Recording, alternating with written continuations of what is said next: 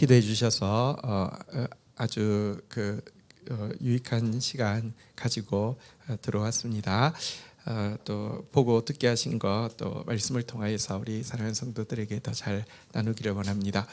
이번에 들어갈 때 일정이 사우디아라비아 비행기를 타고 이제 사우디에 내려서 경유해서 요르단으로 들어갔다가 그다음에 이스라엘 이제 국경을 이제 육상 국경을 지나서 이스라엘 들어갔다가 다시 이제 육상 국경으로 요르단에 와서 그래서 이제 사우디아라비아 비행기를 타고 이제 들어오는 그런 일정이었습니다. 그러다 보니까 이렇게 어쨌든 이슬람 비행기는 처음 탔잖아요. 근데 타면서 좀 뭐랄까요? 많이 마음에 좀 도전이 되었습니다. 비행기가 딱 출발하기 전에 화면에 이맘 그러니까 이스라엘 지도자가 나와서 기도를 먼저 합니다. 근데 이제 출발할 때 기도를 하는데 물론 자기는 알라에게 기도하지만 영어로는 가장 전능하신 하나님 이렇게 하면서 이제 영어로는 그렇게 나오죠. 이 여행을 지켜주시고 또 축복하시고 여기 있는 사람들 모두가 이렇게 이제 경건한 마음으로 이 또 이제 시간들을 보내게 해주십시오. 이렇게 기도하고 비행기가 뜨고요. 또 착륙할 때 되면 또 이맘이 나타나서 또 기도하고 여기 지켜주신 거 감사하고 모든 여정 가운데 이렇게 기도를 이렇게 하는 거예요. 이게 뭐랄까요? 우리가 예를 들면 교회에서 무슨 행사를 할 때 이제 시작할 때 하면서도 하는 경우도 있지만 안 하는 경우도 있고 수련회 갈 때도 하는 경우도 있지만 안 하는 경우도 있고 하면서도 좀 형식적인 것 같고 이럴 수도 있는데 어쨌든 공적인 비행기인데 시작과 끝을 딱 그렇게 하고요. 비행기 안에서도 기도 자리가 또 따로 만들어져 있어요. 그래서 자기들 기도 시간 하루에 5번 있잖아요. 거기 와서 기도하는 거예요. 되게 좀 충격으로 좀 와닿았습니다. 그리고 또 이제 이스라엘에 갔더니 안식일이 또 끼었어요. 안식일이 끼니까 가이드가 이야기하더라고요. 안식일에는 정말 아무것도 할 수 없으니까 미리 필요한 거 있으면 준비하세요. 그런데 사람 사는 데가 그럴까 그렇게 생각했는데요. 딱 금요일날 저녁에 해가 딱 떨어지고 나니까 정말 모든 가게가 문을 닫았고요. 모든 차량이 운행을 안 하고요.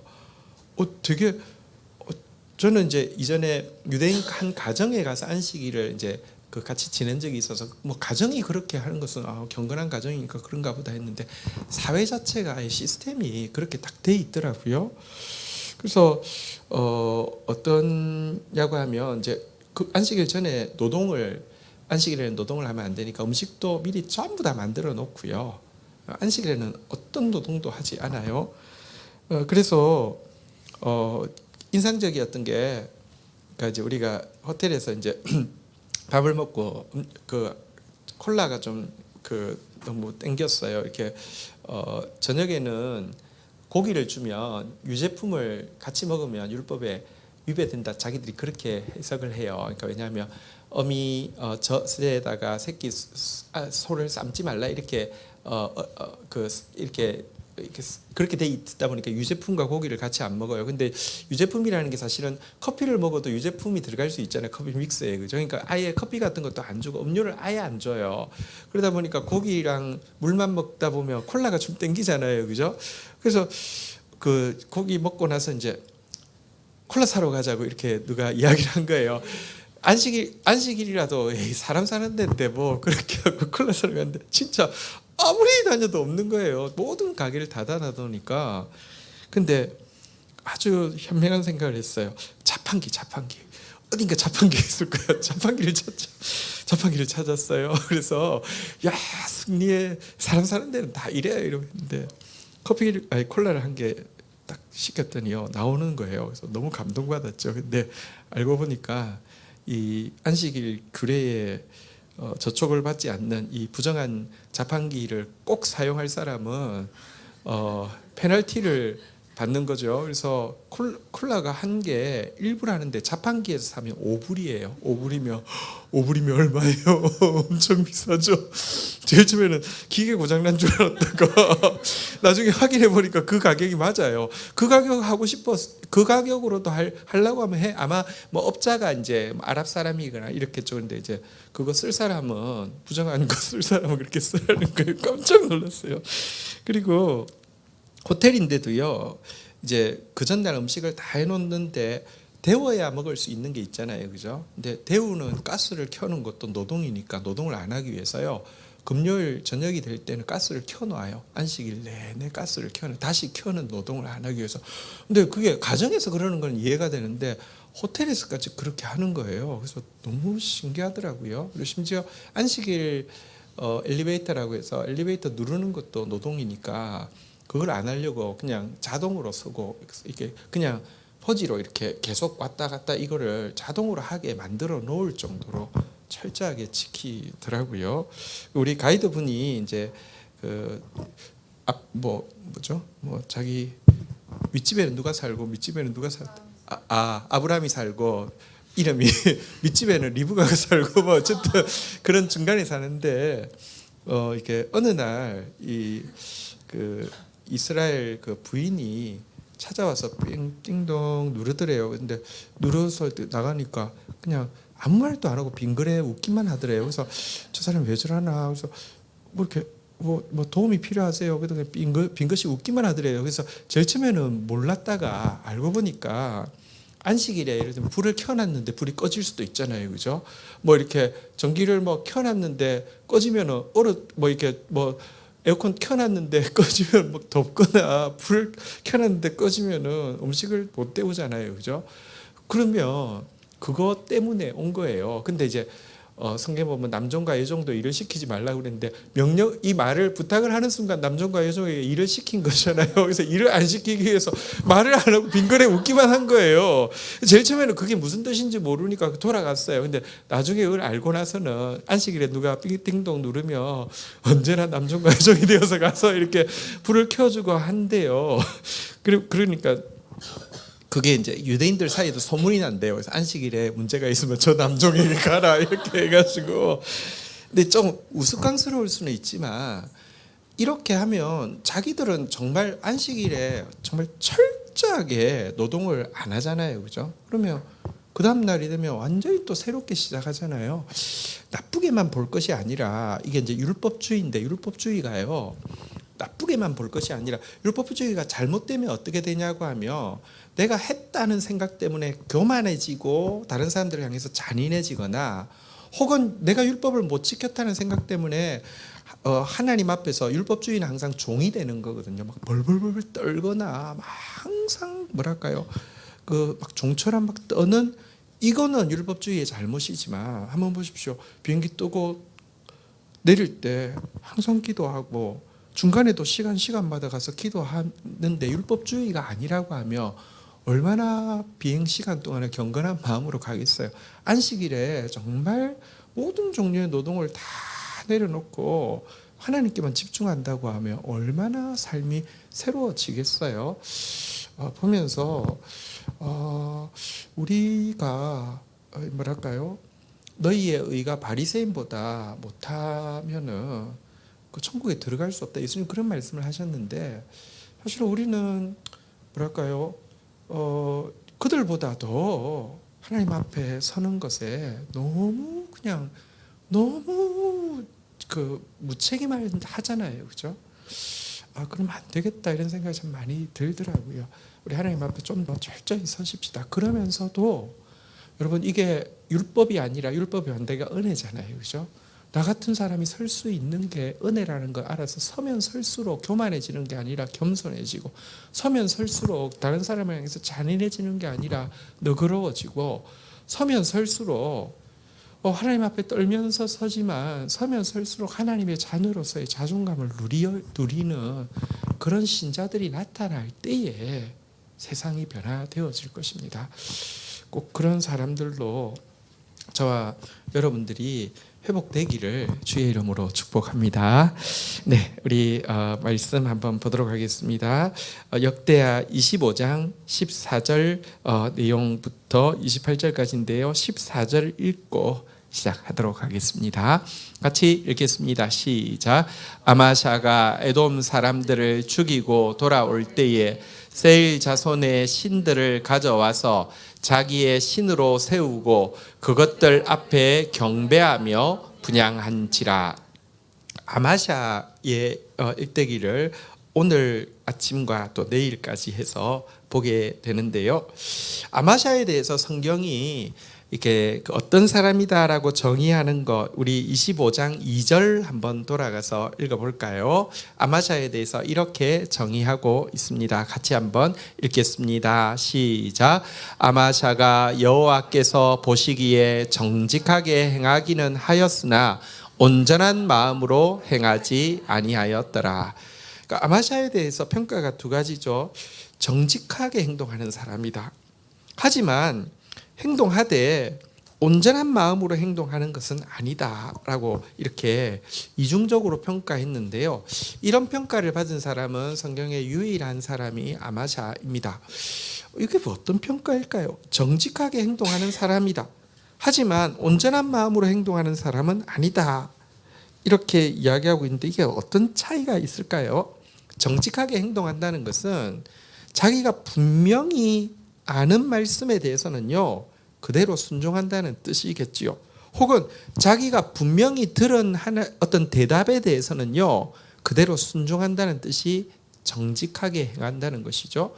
예를 들어 그 아버지를 죽인 이렇게 그 신하들을요 자기가 세력이 생기자 죽였지만 율법에 자기 죄로 말미암아 심판받지 아들이 죄지었다고 아버지까지 죽이거나 아버지가 죄지었다고 아들 죽이지 말라는 율법이 있고 그것을 자기가 알았기 때문에 안 죽였어요. 그리고 쉽지 않잖아요. 그죠? 솔직히 감정적으로도 그렇고 고대 사회 모두가 반역자에 대해서는요 막 일족을 멸하는 게 상식인데도 율법을 아니까 이 사람은 정직했기 때문에 안 죽였어요. 또 여러분 그가 이제 그러나 이제 온전한 마음으로 하지 않았다는 것은 무슨 말이냐고 하면요. 자기가 분명히 아는 말씀 말고는 더 이상 알고 싶어 하지 않는다는 것이죠. 그러니까 지금 전쟁으로 하러 나가는데 여러분 아까 뭐 그 율법에서 자기 죄로만 심판하라 이건 알지만 전쟁하러 나갈 때에 이럴 수도 있고 저럴 수도 있는데 하나님 앞에 그 이상은 알고 싶지 않고 자기가 아는 대로 하고 싶은 마음이 있어서 자기 군사 30만에 북이스라엘의 용병 10만을 사는 일을 했죠. 하지만 그때도요 성경에 보면요 이제 선지자가 와서 이야기를 할 때 아마도 그는 전쟁을 앞두고 있으니까 두려운 마음도 있고 이게 잘하는 건가 이런 생각이 있었나 봐요. 그래서 하나님 앞에 묻죠. 한번 볼까요? 9절 한번 가서 한번 보도록 하겠습니다. 25장 9절. 아마샤가 하나님의 사람에게 이르되 내가 100달란트를 이스라엘 군대에게 주었으니 어찌할까 묻죠. 그때 하나님의 사람이 답하죠. 하나님의 사람이 말하되 여호와께서 능히 이보다 많은 것을 왕에게 주실 수 있나이다 하니라. 이렇게 하니까요 10절 어떻게 행동합니까? 시작.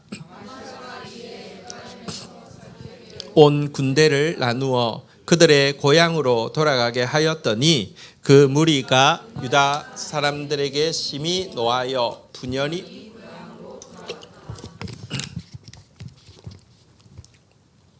자기가 어찌할까 이렇게 물었잖아요. 그죠? 솔직히 쉽지 않잖아요. 이미 100달란트나 주었고 또 10만의 군사가 여러분 돌아갈 때 보십시오. 나는 전쟁은 남쪽으로 하는데 이 군사들은 북쪽으로 돌아가는데 어떤 해코지 할지 모르는 게 있잖아요. 그죠? 그렇지만 자기가 어찌할까라고 물었을 때 9절에 보니까 하나님의 사람이 능히 이보다 더 많은 것 하나님 주실 수 있다라는 말씀 앞에서요. 거기에 대해서는 확실히 자기가 드는 대답에 대해서는 그대로 순종하는 사람이다. 이게 정직하다는 것인데 문제는 온전한 마음으로 행동하지 않는다는 것은 그 이상은 더 알고 싶지 않고 더 순종하고 싶지 않은 상태에 있는 것을 이야기한다고 할 수 있습니다. 이런 신자는 대단히 이중적인 평가를 받게 됩니다. 사람들 앞에서는 그 사람 신앙이 대단해 이렇게 이야기할 수 있습니다. 보십시오. 그 반역자를 죽이면서도 자녀들 이렇게 건드리지 않는 것 율법 때문에 대단하고요. 100달란트나 준 거 포기하면서까지 여러분 하나님 말씀 앞에서 그대로 순종한다는 거 정말 쉽지 않아요. 대단한 신앙인이야 라고 할 수 있는데 여러분 보십시오. 내가 진짜 아는 것, 알고 있는 것, 그리고 내가 분명히 들은 것은 1이라고 하면 내가 모르는 것, 하나님께서 더 이야기해 주고 싶은 것은 100, 1000인데요. 이거에 대해서는 정직하지만 여기에 대해서는요 무관심하거나 벽을 쌓고 있는 거 하나님 보실 때는 대단한 신자가 아니고요. 절대로 좋은 신자가 아니라는 것입니다. 처음에 내가 알고 있는 게 부족하고요. 내가 하나님께서 주시는 대답을요 듣는 기도 아둔하다 할지라도 마음이 있으면 하나님 더 알고 싶어요. 더 듣고 싶어요. 마음이 있으면 점점 당장은요 별로 얘는 믿음도 없고 아무것도 아니야 이렇게 보여도요 점점 좋은 신자가 될 수 있지만 마음이 되게 중요한데요. 아마시아는 그런 마음이 없었던 것이죠. 자, 이 사람이 전쟁에 나가서 에돔과의 전쟁에서 승리했는데요. 사실 에돔이 뜻이 불다는 뜻이잖아요. 이번에 그 요르단으로 가서 이제 모압, 암몬, 에돔 땅을 보았는데요. 에돔이 불다는 게 진짜 가보니까 알겠더라고요. 한번 사진 한번 띄워 보시겠어요? 이번에 가서 사진을 찍는데 이게 뭐 이렇게 이제 그 벽이에요. 근데 그냥 그 동굴 같은 거예요. 한번 그다음 사진도 한번 보시죠. 네, 이것도 동굴 벽인데요. 또 그다음 사진도 한번 볼까요? 이렇게 벽이고 그다음 사진도 한번 볼까요? 강아지도 한 마리 저기 앉아 있더라고요. 근데 보시면 진짜로 돌이 색깔이 되게 붉죠, 그죠? 그래서 진짜 붉구나 이런 생각이 들었고요. 그리고 이 지역이요, 진짜 이렇게 공격해서 승리하기가 너무 힘듭니다. 한번 그다음 사진들 한번 좀 보시죠. 이렇게 협곡이요, 한번 좀 그다음도 넘겨주시고요. 협곡이 이렇게 계속 한 번 더 넘겨주십시오. 또 이렇게 되게 협곡 지역이어서 이 수비하기에는 너무 좋고요. 공격하러 들어가기는 진짜 어려운 곳이에요. 그런데 이곳에 가서 뭐 엄청난 승리를 거두었잖아요. 2만 명이나 뭐 죽이고 그래서 또 얼마나 많은 그 전리품을 거두어 왔겠습니까? 자, 그런데 여러분 정직하지만 온전하지 않으니까 어떤 결과가 나왔는지 오늘 14절에 보니까요. 죽이고 돌아올 때에 세일 자손들의 신을 가져와서 자기의 신으로 세우고 그 앞에서 경배하고 분향하였다 이렇게 되어 있습니다. 왜 이랬을까요? 상식적으로 그렇잖아요. 여호와의 이름으로 세일을 이겼으니까 그 신들은 아무것도 아닌데 왜 그 신들을 가져와서는 신상을 세우고 경배하고 분향했을까요? 뭐 한편으로는 이제 뭐랄까 에돔 신을 섬기면 에돔 땅에 대한 지배가 좀 계속되어질 것이다. 이 어렵게 이겼는데 이걸 계속 유지하고 싶은 욕심 때문에 그랬을 수도 있고요. 혹은 에돔 땅 점령하기 힘든 에돔 땅을 점령했으니 나는 얼마나 위대한 인간인가. 우상 숭배란 사실 자기 숭배거든요. 나는 얼마나 위대한 인간인가. 에돔 신에게 절할 때마다 내가 에돔을 이겼어. 뭐 이런 마음 때문에 그랬는지, 혹은 보십시오. 이스라엘 군대가 돌아가면서 해코지 했잖아요. 그죠? 해코지해서 3,000명이나 죽이고 또 여러 마을들의 그 분탕질을 했잖아요. 그죠? 그러니까 그것에 대해서 하나님 앞에 뭐랄까요? 내가 어렵게 하나님께 순종했는데 이런 일이 생기게 한 하나님을 향한 뭐랄까요? 불평과 어깃장을 놓는 마음 때문에 우상 숭배를 했던지, 어쨌든 여러분 이 우상 숭배를 하고 있는 모습을 보게 되는데요. 한번 입장을 바꾸어서 한번 생각해 보십시다. 온전한 마음이 있었다고 하면 이런 일도 없었겠지만 그때는 좀 부족해서 못 들어서 불순종했다 할지라도, 못 들어서 실수했다 할지라도 온전한 마음이 있었으면 여러분 내가 이런 것보다 얻은 게 더 많고 그러면 더 감사하고 앞으로는 정말 미리 묻고 해야지. 이 작은 손해 앞에서 이 상처 앞에서 다시는 안 그래야지 이럴 수도 있을 텐데 온전한 마음이 없으면요. 어쨌거나 객관적으로 보면 승리를 거두었음에도 불구하고 은혜를 축복을 받았음에도 불구하고 하나님을 향해서 어깃장을 놓고 우상 숭배하고 있는 모습이 된다는 것입니다. 어쨌든 여러분 지금 행동이 뭐 괜찮아 보이고 사람들이 신앙 있어 대단한 믿음이야 한다 할지라도 마음이 없는 사람은요 결국 아마샤의 모습처럼 바뀌게 되어 있다는 것입니다. 자, 이때 하나님께서 15절 16절 교독하도록 하겠습니다. 그러므로 여호와께서 아마샤에게 진노하사 한 선지자를 그에게 보내시니 그가 이르되 저 백성의 신들이 그들의 백성을 왕의 손에서 능히 구원하지 못하였거늘 왕은 어찌하여 그 신들에게 구하나이까 하며 16절 같이 읽도록 하겠습니다. 시작. 선지자가 아직 그에게 말할 때에 왕에게 이르되 우리가 너를 왕의 모사로 삼았느냐 그치라 어찌하여 맞으려 하느냐 하니 선지자가 그치며 이르되 왕이 이 일을 행하고 나의 경고를 듣지 아니하니 하나님이 왕을 멸하시기로 작정하신 줄 아노라 하였더라. 하나님께서는 그런데 그럼에도 불구하고 선지자를 보내서 이야기하시죠. 15절에 보면 말 맞잖아요, 그죠?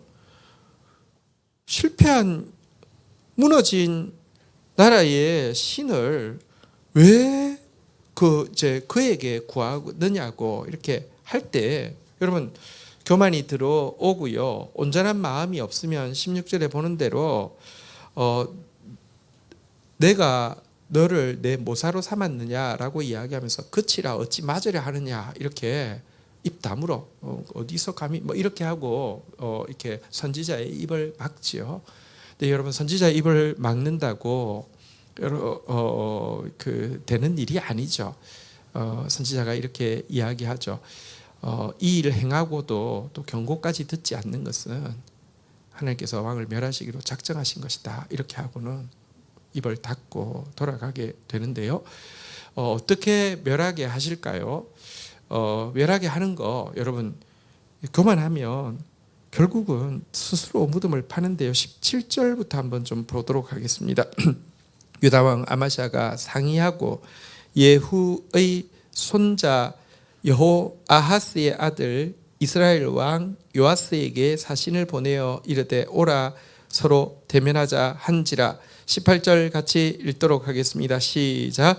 이스라엘 왕 요아스가 유다 왕 아마샤에게 사람을 보내어 이르되 레바논 가시나무가 레바논 백향목에게 정가를 보내어 이르기를 내 딸을 내 아들에게 주어 아내로 삼게 하라 하였더니 레바논 들짐승이 지나가다가 그 가시나무를 짓밟았느니라. 제가 19절 읽습니다. 내가 에돔 사람을 쳤다고 내 마음이 교만하여 자긍하는도다. 내 궁에나 있으라. 어찌하여 화를 자초하여 너와 유다가 함께 망하고자 하느냐 하나. 20절 같이 읽겠습니다. 시작.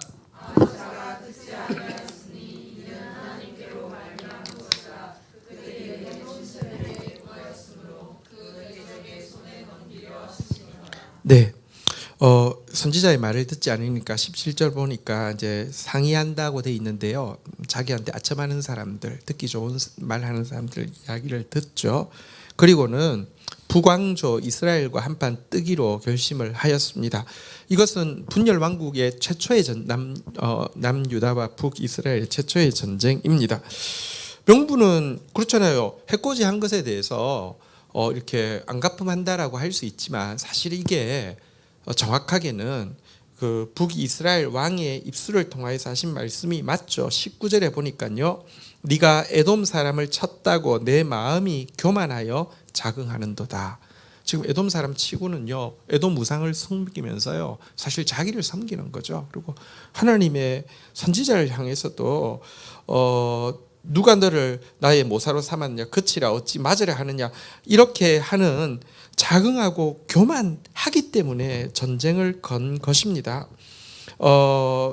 그런데 이게 바로 하나님께서 그가 하나님 말씀 듣지 않고 그가 온전한 마음으로 행하지 않기 때문에 하나님께서 그렇게 하도록 허용하신 것입니다. 그렇게 또 될 수밖에 없는 것이죠. 그 결과가 무엇인지는 21절부터 나오는 내용에서 잘 보이고 있습니다. 교독하겠습니다. 이스라엘 왕 요아스가 올라와서 유다 왕 아마샤와 더불어 유다 벳세메스에서 대결하였더니 22절 같이 읽겠습니다. 시작. 유다가 이스라엘 앞에서 패하여 각기 장막으로 도망한지라. 23절 제가 읽습니다.